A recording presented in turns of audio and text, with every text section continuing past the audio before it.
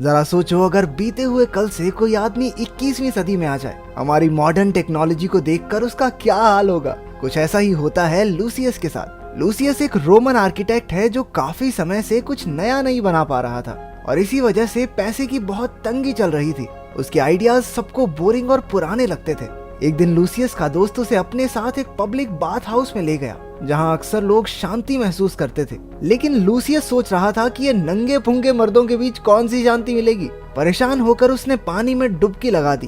तभी उसने टब की दूसरी तरफ एक छोटा सा बवंडर बनते हुए देखा। जैसे ही वो उसकी तरफ बढ़ा, पानी के जोरदार बहाव ने उसे अपनी ओर खींच लिया। कुछ ही पलों में वो एक पानी की सुरंग में पहुंच गया जहां से सांस लेने में काफी दिक्कत हो रही थी। उसने जमीन तक पहुंचने की काफी कोशिश की और आखिरकार कामयाब हो गया। लेकिन बाहर निकलते ही उसके होश उड़ गए। वो एंशिएंट रोम में नहीं था बल्कि आज के जमाने के जापानीज बाथ हाउस में था। न जाने कैसे वो एंशिएंट रोम से 21वीं सदी के जापानीज बाथ हाउस में आ पहुंचा था जहां कई बूढ़ों का मुंह उसे बिना कपड़ों के देखकर खुला का खुला रह गया। उसने ऐसे चपटे मुंह वाले लोग आज तक नहीं देखे थे। सदमे से बाहर आने पर उसने देखा कि वहाँ की दुनिया उसकी दुनिया से कहीं आगे थी। टोकरियां, पानी के नल और मसाजिंग डिवाइस देखकर तो उसकी आंखें फटी की फटी रह गई। वो गलती से औरतों के चेंजिंग रूम में भी घुस गया जहाँ एक चिल्लाती हुई बुढ़िया ने उसके सर पे लोहे का डिब्बा दे मारा। बेशरम माँ बहन नहीं है तेरे घर में। वहाँ एक मांगा आर्टिस्ट भी मौजूद थी जिसका नाम था मैमी। लूसियस की शक्ल सूरत से उसे एक नए कार्टून का आइडिया आया और वो उसका स्केच बनाने लगी। कुछ देर बाद लूसियस को होश आया और उसे फ्लेवर्ड दूध की एक बोतल दी गई। अबे इतना स्वाद कैसे है ये? क्या मिलाया इसमें? शिलाजीत। वो उसे इतना स्वाद लगा कि उसके दिमाग की बत्ती ही गुल हो गई और वो बेहोश होकर वापस अपने शहर रोम में पहुंच गया। लोगों ने उसे बताया कि वो टब में डूब गया था और कुछ मिनट पहले ही उन्होंने उसे बाहर निकाला है। पहले तो लूसियस को लगा कि चपटे मुंह के लोगों से उसकी मुलाकात महज एक सपना थी, लेकिन उसने देखा कि खाली दूध की बोतल अब भी उसकी साइड में पड़ी थी। इसके 2 महीने बाद लूसियस ने अपने नए आइडिया से बाथरूम को एकदम 21वीं सदी जैसा बना दिया। लोगों ने उसकी कला की जमकर तारीफ की और वो रातों रात माला माल हो गया। अब वहाँ भी लोग मसाज बूथ्स और ठंडे मीठे दूध के मजे लेने लगे थे।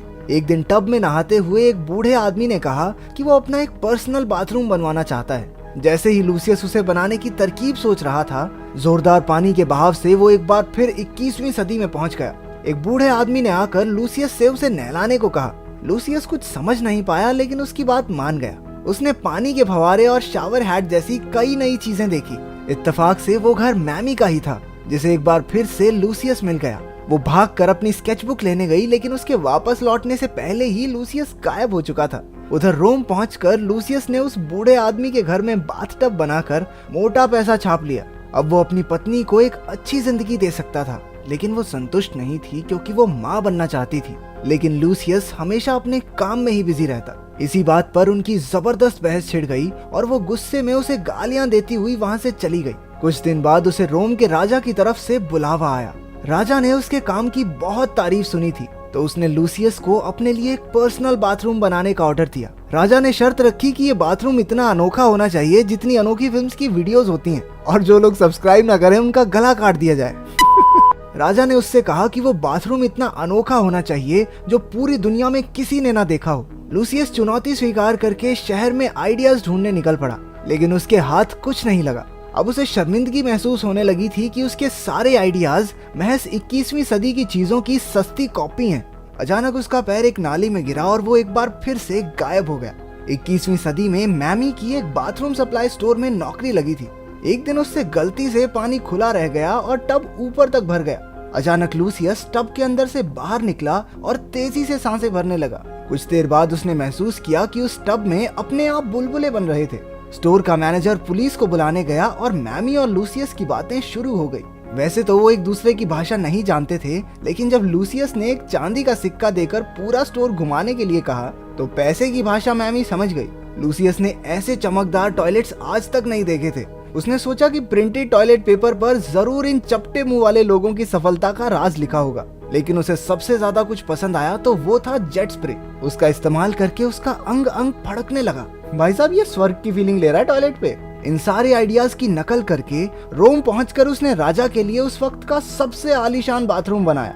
उसने 24 घंटे पानी वाला टॉयलेट बनाया, एक टब बनाया जिसमें गुलाम हवा मार मार कर बुलबुले बनाते सजावट के तौर पर एक चमकदार फिश बाउल रखा और वहाँ मन को शांत करने के लिए खुशबूदार मोमबत्तियां भी लगाई।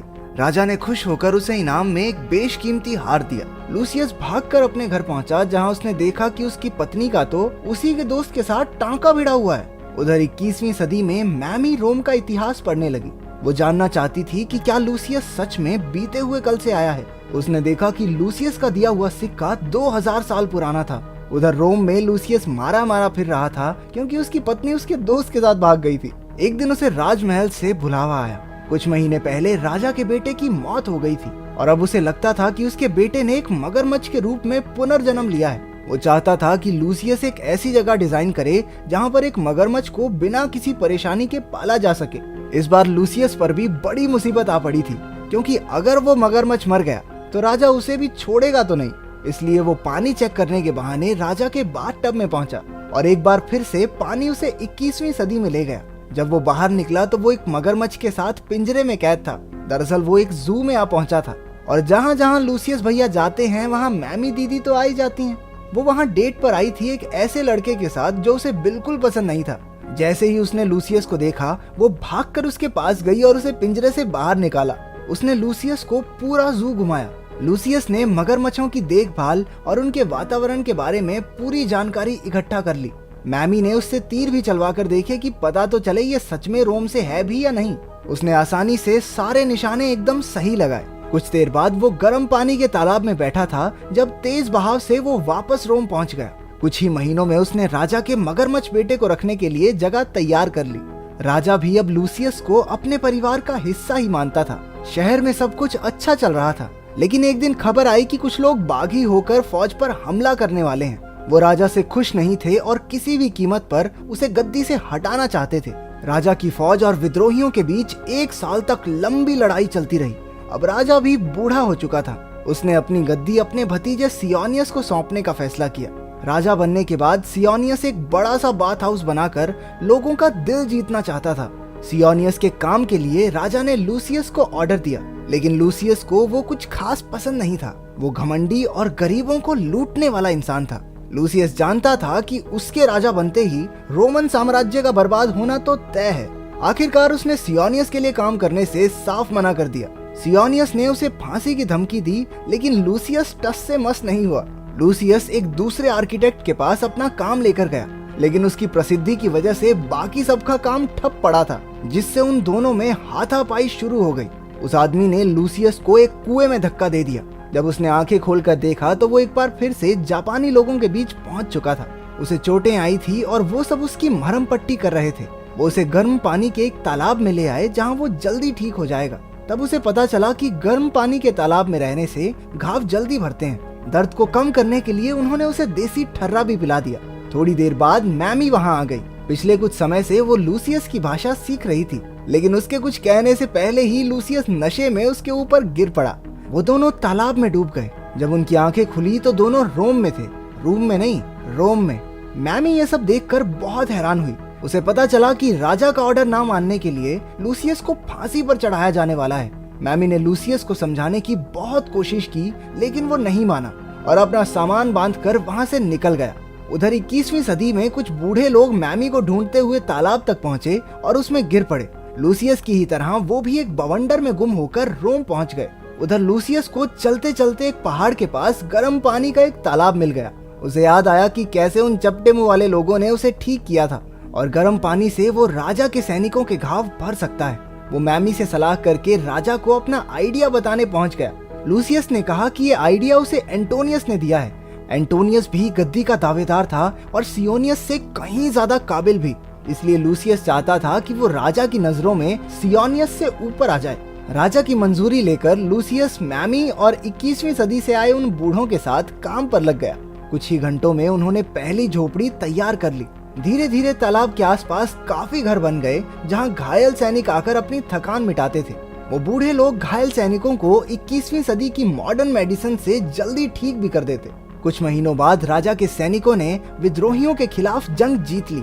चारों ओर नाच गाना होने लगा। इधर लूसियस और मैमी में प्यार भरी बातें हो रही थी। इतना वक्त साथ रहने के बाद वो दोनों अब एक दूसरे को चाहने लगे थे। लूसियस की खुशी का ठिकाना नहीं था। उसने जिंदगी में आज तक इतना अच्छा महसूस नहीं किया था।